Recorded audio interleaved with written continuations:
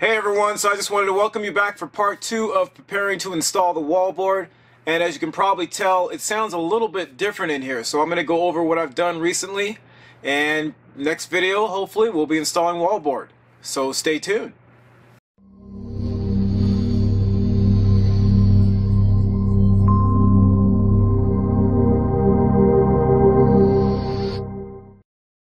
Alright, so let's go ahead and jump right into it. And as you've seen on this project, my goal has been to make sure the walls, the ceiling, and the floor are nice and flat.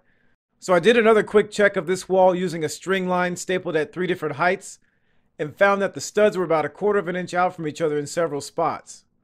Alright, so I'm going to quickly go over a couple corrections that I made. I didn't want to bore you with this part by showing a lot of it on video. So basically, one of the things I did was this stud in the corner was causing some problems. It wasn't in alignment with the rest of the studs.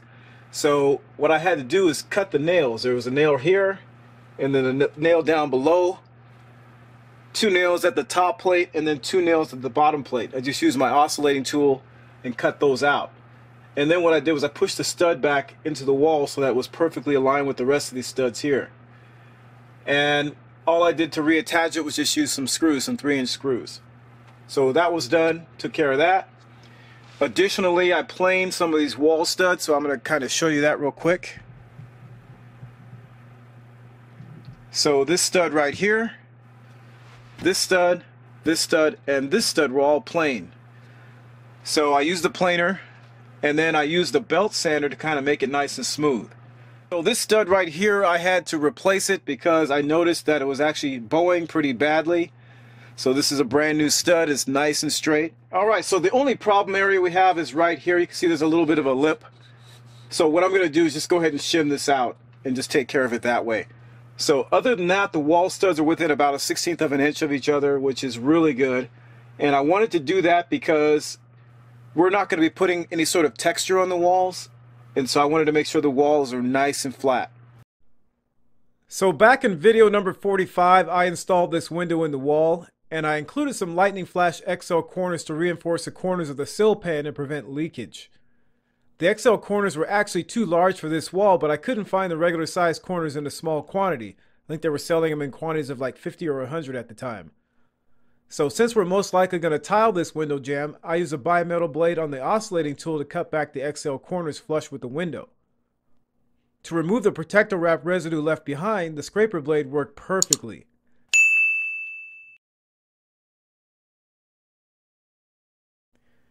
I then reapplied some protector wrap to patch the voids and filled the patch seams with some waterproof caulk. Alright, so now what I'm going to be doing is putting Roxul in the walls. And this is a hotly debated topic when you look on forums. They talk a lot about different options for sound deadening material, and that includes fiberglass insulation. And then typically like a Roxul Safe and Sound is also brought up. There's also several other materials. If you look at the video that I did on soundproofing options, I talk a little bit about that. So what I'm going to do in here is install Roxul Safe and Sound. You can choose to use regular old fiberglass insulation. That works probably just pretty close to as well. But, you know, like I said, that's hotly debated. I'm not going to get into that whole discussion. But I'm just going to go ahead and go with Roxul Safe and Sound because it's not very expensive to do this whole bathroom. And I just figured I'd just go that route. So we're going to start on this wall. Get that done, and we're going to take it cavity by cavity, just attack each cavity one at a time, and then we'll move to our front wall right over here, which should not be too difficult to do. There's a bunch of wiring running through there, so we'll have to kind of maneuver around that. So that wet wall right there is going to be the most challenging. I'm not really sure exactly how I'm going to tackle some of these situations. I'll just have to take it little by little and see what happens here. I almost came to the conclusion of just leaving it alone and just doing that when I do the kitchen, but I really would like to add some sound deadening material in here before I close up these walls so that the bathroom is a little more private. Alright, so I'm not going to spend a whole lot of time on this because I've talked about this before in the video that I did on putting Roxul in the ceiling. So I've got some leather palm gloves, insulation knife. This is very sharp, so that's why I'm using the leather palm gloves. Got an N95 dust mask. I'm going to use my level to make sure the Roxul is cut nice and straight. And then I also brought a piece of plywood so that I can cut the Roxul on top of the plywood. And of course I've got the Roxul Safe down here, and I'm gonna go ahead and cut it in the bathroom. I prefer to do it in the garage, but the last time I did it in the garage I had a lot of debris as I transported the Roxul from the garage to this bathroom, so I decided to go ahead and give it a try cutting the Roxul in the bathroom instead. Alright, so this first piece I'm going to cut at about 3 inches. The cavity is 2 5/8 of an inch wide, so I figured I'd just go ahead and cut it to that width. Typically the bats are about 15 1/4 inches wide for 16 inch on center stud spacing, which is 14 1/2 inches of spacing. So I'm just going to go ahead and cut this, like I said, at about 3 inches. And I'm going to put in small pieces because that cavity is really small and I don't want to try to stuff a bunch in there at one time.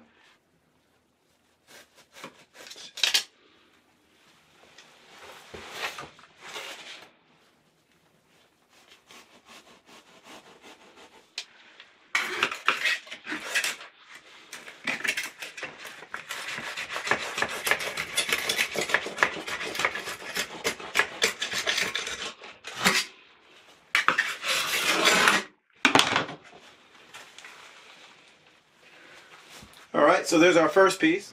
Alright, so I'm going to go ahead and put this way at the top here. Make sure it's touching the top of the wall. Just kind of press it in. There we go. First piece in. We're going to move on to our second piece now. Get that right up next to there. Press it in.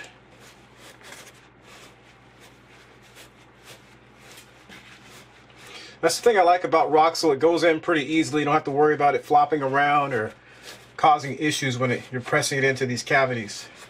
Now before I do this one, I'm going to take a look down here because I didn't have the forethought to really look at the blocking and how that's installed, and I probably should have put the Roxul in first, and then I could have put the blocking in, made a notch in here in the Roxul and put the blocking in. So I didn't think about that. Should have done that, but we'll just go ahead and work with it. Alright, so not the ideal thing to do, but I just ended up stuffing a bunch of Roxul right in here. Again, have a little more forethought than I did, and make sure you think about that you're going to have to put blocking around the tub. Alright, so I ended up giving in and I went ahead and took the block out of here. Hopefully I can get it back in the same spot and have it nice and flush, but I just figured that'd be a better option instead of me trying to stuff Roxul behind this big area. Alright, so from the sole plate up to the top of this block is about 16 inches. So I'm just going to subtract the 3 1/2 inches, and that's where I'm going to make the notch in the Roxul. So we're going to make a notch at about 12 1/2 inches.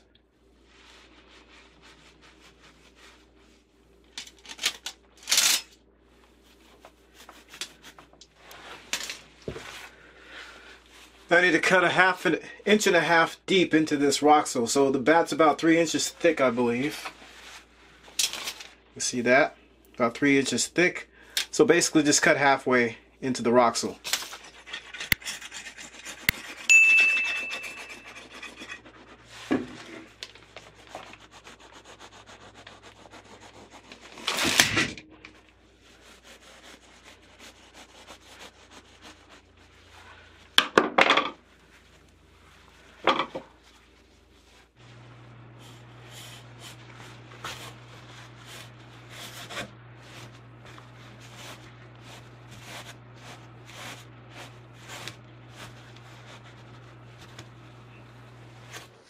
Alright, let's get this piece in.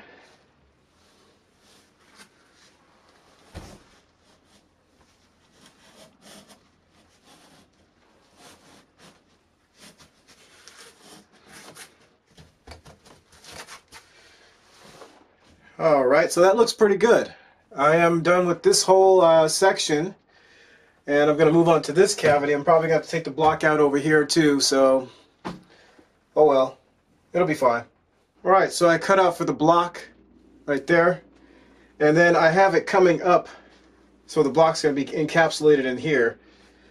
There is another block right there, so I want to have this come basically all the way to the top of that block, and then I'll continue the rest of the Roxul all the way up the wall. So I'm going to go ahead and put this in.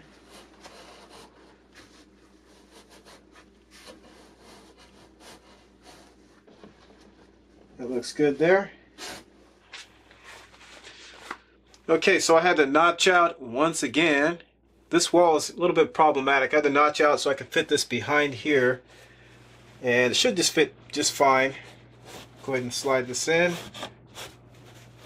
And slide that down. Alright, so skipping ahead, my microphone's battery died, so I'll just go ahead and voice over this part. So now we're getting into some of the more challenging obstacles in the wall. So for this cavity, I made sure the bat was a proper width, and then I cut a slit in the bottom of it to fit the electrical cable.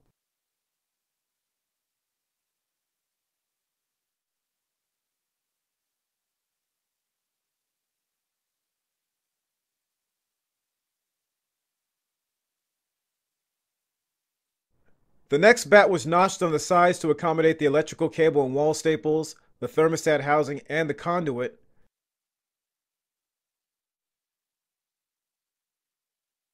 And I was going to make a cutout in the Roxul to fit behind the 4-inch square junction box, but it really did make sense to have a 2.5-inch deep cutout in a 3-inch thick piece of Roxul.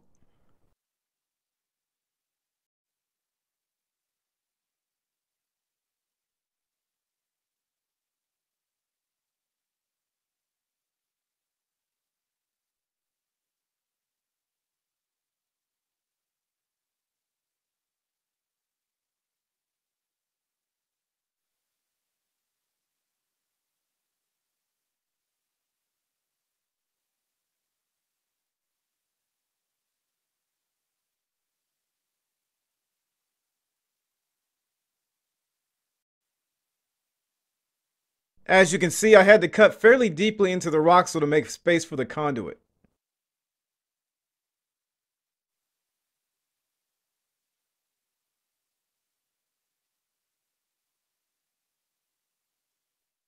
Now, if the cutouts are made accurately in the Roxul, it slides into place very nicely.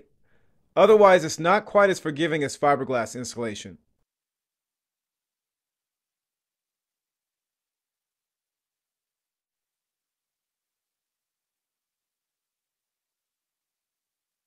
Alright, so here are some pictures of this wall all finished up.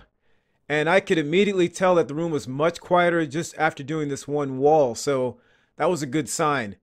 And then I jumped on the next wall, which is the front wall, and the approach in doing that wall was not much different from this wall and what you've already seen. Alright, so we're on to this wall, which is a 2x6 wall, and so that's 5.5 inches thick. Roxul Safe and Sound's 3 inches thick. So the temptation here would be to put in 2 layers of Roxul, but I'm only going to put in 1 because I don't want to compress that last layer. And that'll actually work in our favor in some of these cases because right up here where this pipe sits, the pipe's a little bit forward in the cavity. So we should be able to get the Roxul in right behind it and then maybe notch out for the pipe just a little bit. So let's go ahead and do that and get it done.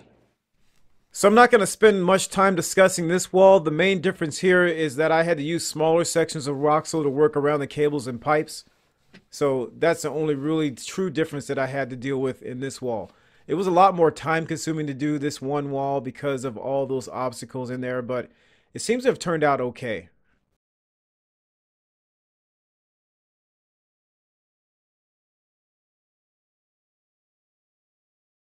Alright, so the Roxul Safe and Sound is all installed in here. I am very happy to have this done. It is really quiet in here. I was really surprised by how quiet this Roxul makes the bathroom. And we don't even have drywall up yet, which is pretty impressive. And so in the next video, we're going to be installing the backer board and the tub surround. We'll get that all knocked out. And we're just going to kind of keep this train moving, get this thing knocked out, because I have quite a few other projects to get to in this house. And I really want to get this off my plate. It's been way too long. So we'll take care of that in the next video, and thanks for watching. See links in the description below. Comment, like, share, and subscribe to the channel, and don't forget to check us out on social media. And thanks for watching.